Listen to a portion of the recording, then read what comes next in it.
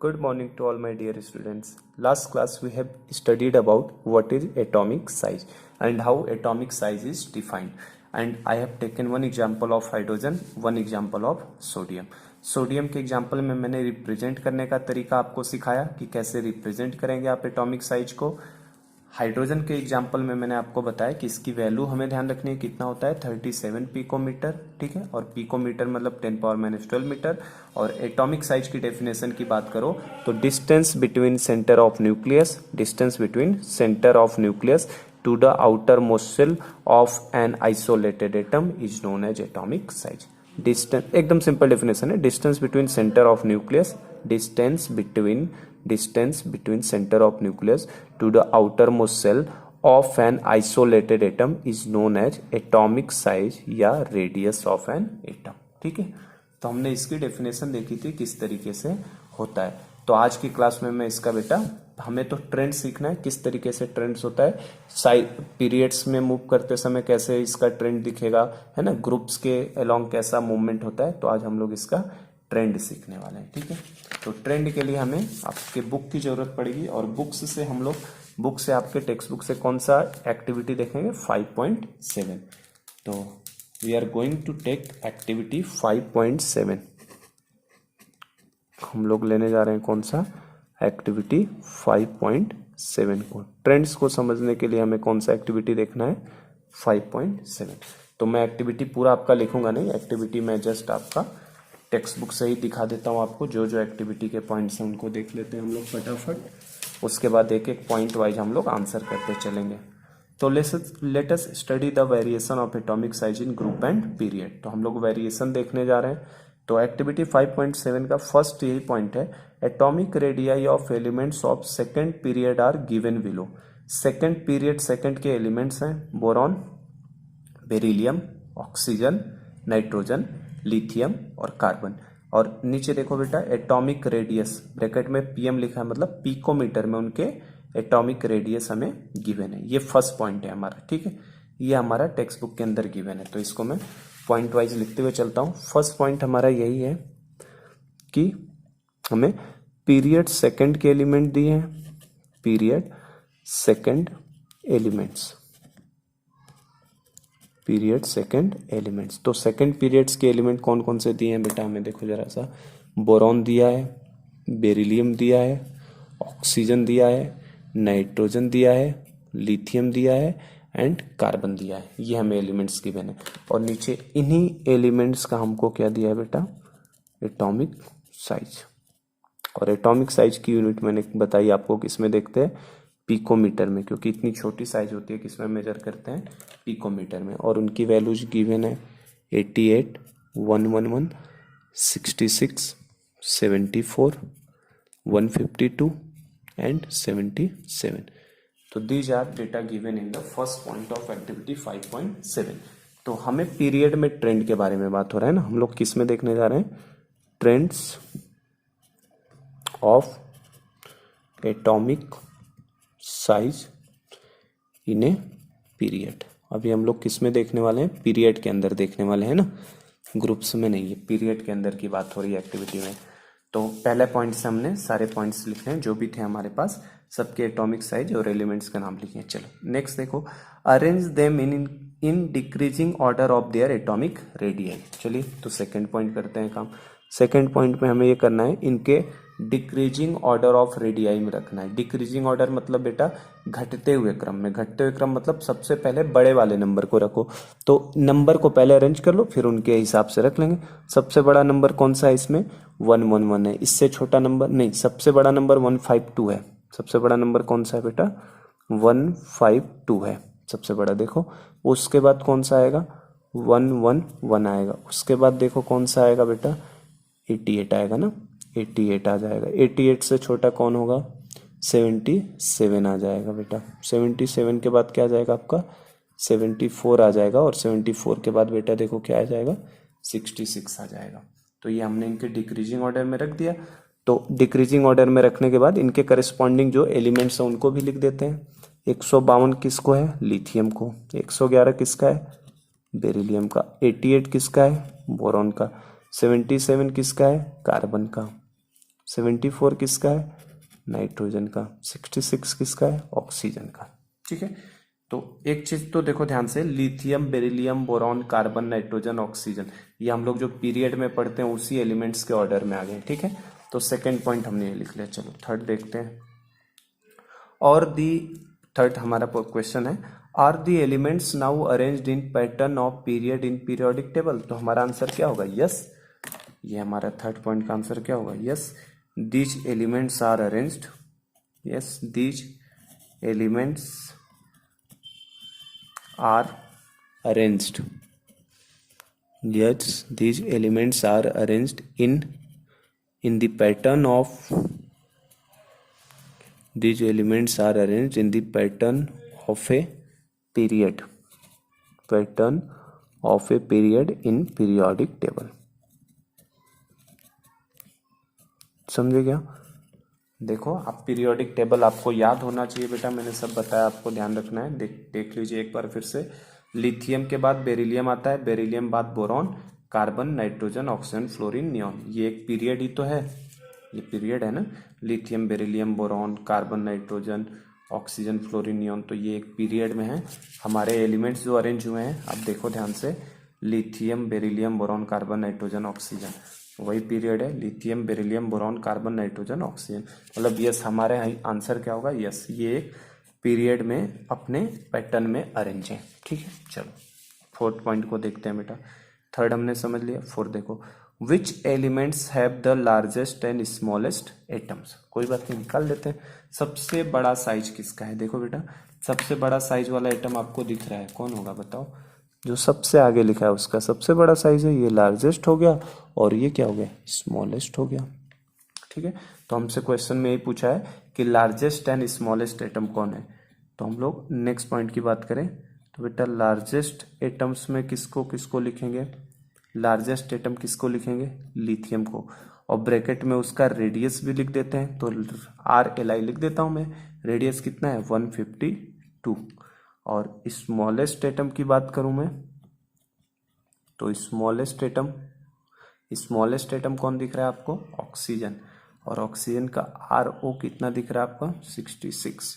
ठीक है, तो ये हमने कर लिया पॉइंट नंबर 5 के बारे में बात। ठीक है, आगे हमसे पूछ रहा है, how does the atomic radius change as you go from left to right in a period? अब हमें ट्रेंड बताना है बेटा, लेफ्ट टू राइट जैसे जैसे हम जा रहे हैं। अच्छा, अगर मैं लिथियम से ऑक्सीजन की तरफ मूव होना शुरू करूं तो ये डायरेक्शन हमारा क्या है? Left to right in a periodic table है। इधर से इधर अगर जा रहे हैं हम लोग तो this is our left to right, L to R। L मतलब लेफ्ट, R मतलब राइट, तो ये हमारा मूवमेंट क्या हो गया? लेफ्ट टू राइट हो गया। तो लेफ्ट टू राइट मूव होते समय क्या दिख रहा है? क्या एटॉमिक रेडियस हमारा घटता जा रहा है, धीरे धीरे डिक्रीज होता जा रहा है? तो हमारा क्वेश्चन यही पूछा है उसने कि how does the atomic radius changes as you go from left to right in a period. तो हम लोग क्या बोलेंगे बेटा, हमें क्या दिखाई दे रहा है? जैसे जैसे हम लेफ्ट टू राइट जा रहे हैं, atomic radius moving from left to right, atomic radius क्या हो रहा है? डिक्रीज होता जा रहा है एलोंग ए पीरियड, है ना। और इसका रीजन क्या होता है? क्योंकि जैसे जैसे हम लेफ्ट टू राइट जाते हैं बेटा, न्यूक्लियर चार्ज क्या हो जाता है? बढ़ता चला जाता है, और आउटर मोस्ट के इलेक्ट्रॉन को उतना तेजी से खींच लेता है। मुझे लग रहा है वो चीज़ नहीं समझ पाए, समझा देता हूँ मैं क्या होता है न्यूक्लियर चार्ज और कैसे खींचेगा। देखो, हम लोग बात करें लिथियम की, पहले बात कर लूँ तो पहले लिथियम, पहले मैं इस समझा दूं कि क्यों ऐसा होता है। तो लिथियम की बात करो, लिथियम का एटॉमिक नंबर कितना होता है बेटा? 3 होता है। तो इसका कितना होगा कॉन्फ़िगरेशन? 2,1। इसका मतलब इसका न्यूक्लियस ये है, तो इसके पास कितने ऑर्बिट्स रहेंगे? 2 ऑर्बिट्स रहेंगे। ये इसका लिथियम हो गया। ठीक है, इसी तरीके से बात कर लूँ अगर मैं बेटा सीधे ऑक्सीजन पे मैं आता हूँ। चलो ऑक्सीजन की बात कर लूँ तो ऑक्सीजन देखो, ऑक्सीजन का बताओ बेटा जेड कितना होगा ऑक्सीजन के लिए? ऑक्सीजन का जेड होता है हमारा 3, 4, 5, 6, 7, 8। ऑक्सीजन का एटॉमिक नंबर 8, तो कितने लिखोगे? 2,6। तो इसका मतलब इसमें भी 2 ही सेल होंगे। कितने सेल होंगे? 2 ही सेल होंगे। यहाँ पे भी देखो 2 सेल हैं और यहाँ पे भी, तो यही तो इसका एटॉमिक साइज है और ये इसका एटॉमिक साइज है कि नहीं है? बोलो, ये इसका एटॉमिक साइज है, ये इसका एटॉमिक साइज है। तो आप बोलोगे सर दोनों में दो दो शेल हैं तो दोनों का एटॉमिक साइज सेम होना चाहिए, लेकिन ऐसा नहीं होता। देखो इसके न्यूक्लियस की बात करूं तो इसके न्यूक्लियस में क्या होते हैं बेटा, प्रोटॉन प्लस न्यूट्रॉन। न्यूक्लियस में क्या होते हैं, प्रोटॉन प्लस न्यूट्रॉन। और इसके न्यूक्लियस में भी क्या होंगे, प्रोटॉन प्लस न्यूट्रॉन। तो प्रोटॉन के नंबर कितने होंगे, एटॉमिक नंबर 3 है बेटा। और इसका एटॉमिक मास भी हमें पता होना चाहिए। यहाँ पे मैं ऊपर लिख देता हूँ, एटॉमिक मास लिथियम का कितना होता है, 7। ठीक है, जो नंबर ऑफ प्रोटॉन और न्यूट्रॉन बताता है। और ऑक्सीजन का जो एटॉमिक मास होता है वो होता है बेटा 16, और 17 भी होता है आइसोटोप्स में, पर हम लोग 16 लेते हैं। तो प्रोटॉन न्यूट्रॉन के नंबर कितने हैं, 7। यहाँ पे प्रोटॉन न्यूट्रॉन के नंबर कितने हैं, 16।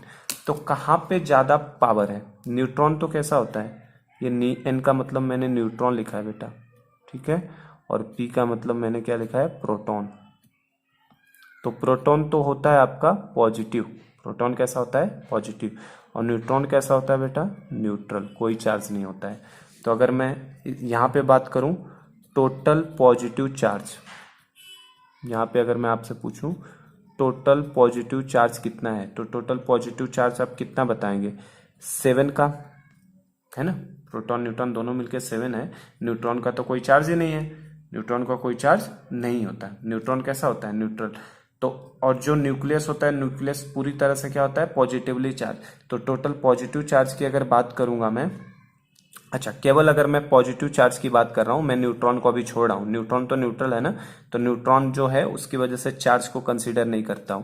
तो अगर हमें प्रोटॉन न्यूट्रॉन के नंबर 7 हैं, एटॉमिक नंबर 3 है, तो टोटल पॉजिटिव चार्ज मैं 3 पकड़ लेता हूं। टोटल पॉजिटिव चार्ज कितना पकड़ लेता हूं, 3। 3 क्यों, क्योंकि 3 प्रोटॉन है ना इसके अंदर, जो एटॉमिक नंबर होता है वही नंबर ऑफ प्रोटॉन के बराबर होता है। और यहाँ पे आओ, यहाँ पे अगर मैं पूछूं आपसे टोटल पॉजिटिव चार्ज तो कितना हो जाएगा बताओ।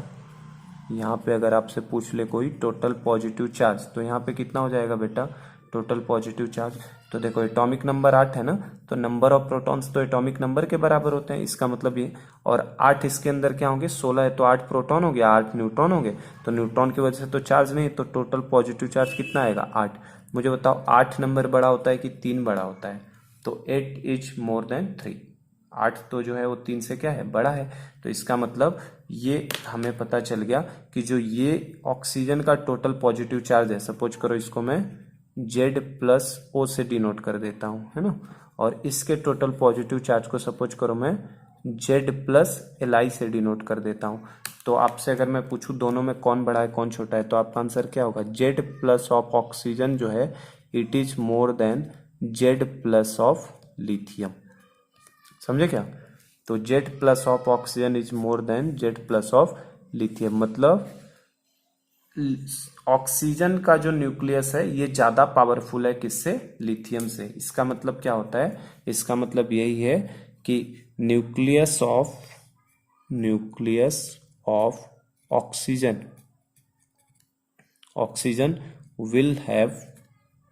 will be nucleus of oxygen will be more powerful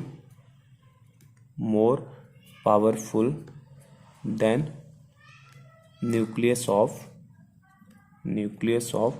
lithium। जो न्यूक्लियस ऑफ ऑक्सीजन है that is more powerful than nucleus of lithium.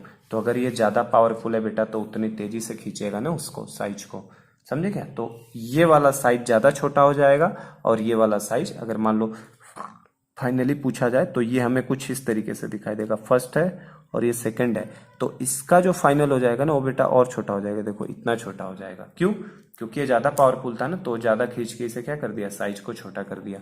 तो इसमें साइज छोटी हो जाएगी और इसका साइज थोड़ा क्या रहेगा, रिलेटिवली कंपेरेटिवली बड़ा रहेगा। तो ये साइज थोड़ी बड़ी रहेगी, ये साइज थोड़ी छोटी हो जाएगी। समझ पाए कि जैसे जैसे हम लोग लेफ्ट टू राइट मूव करते हैं न्यूक्लियर चार्ज क्या हो जाता है, बढ़ता जाता है। न्यूक्लियर चार्ज क्या हो रहा है, देख रहे हैं, लिथियम में कम है, बेरिलियम में और थोड़ा सा लिथियम से ज्यादा ही होगा, बोरॉन में और ज्यादा, कार्बन में और ज्यादा, नाइट्रोजन में और ज्यादा, ऑक्सीजन में सबसे ज्यादा।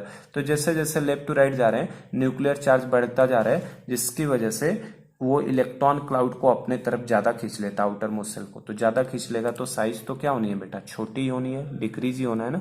तो क्या हम लोग समझ पाएंगे जो रीजन होता है ना। तो उस रीजन को मैं यहाँ पे लिख देता हूँ आपका साइड में, यही लिख देता हूँ। चलिए यहाँ हमारे पास जगह है ना, क्योंकि मैं उस चीज़ को वो उसी जगह पे कंप्लीट करने की कोशिश करता हूँ, ठीक है। तो देखो यहाँ पे मैं साइड में लिख देता हूँ जो इन्फॉर्मेशन हमने सीखी। क्या हमने सीखा? हमने यही सीखा कि जैसे जैसे लेफ्ट टू राइट जाते हैं एटॉमिक साइज क्या होती है, डिक्रीज होती है। तो वही चीज मैं लिख रहा हूँ, ऑन मूविंग फ्रॉम